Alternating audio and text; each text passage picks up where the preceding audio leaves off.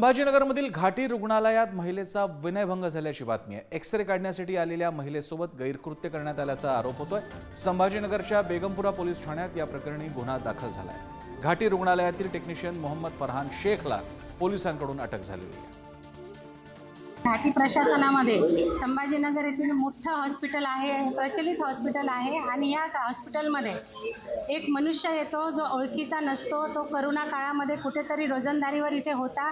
तो एक्स-रे विभागामध्ये घुसतो आणि एका मुलीला त्याने कपडे उतरून एक्स-रे काढला।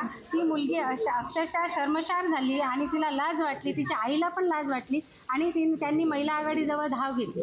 महिला आघाडीला सांगितलं की आम्हाला न्याय द्या, आमच्यासोबत असं घटना घडलेली आहे। म्हणून आम्ही डीन साहेबांना हे विचारायला आलो की प्रशासन झोपलेलं आहे का तुमचं। इथे एक्स-रे काढायला गेली होती 3 दिवसापूर्वी।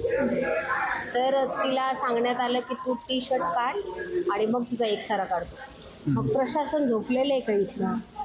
तो मुलगा तिथं नोकरीला नसताना त्याने एक्स-रे काढला, मग का असं? मग प्रशासन यांना कारवाई करता येत नाही का? आतापर्यंत 3 दिवस झाले, का बरं कारवाई करण्यात आली नाही यांच्याला? त्या मुलीसंग बोलणं झालं तर तिचे आईवडील एवढेच म्हणतात की आम्हाला न्याय द्या।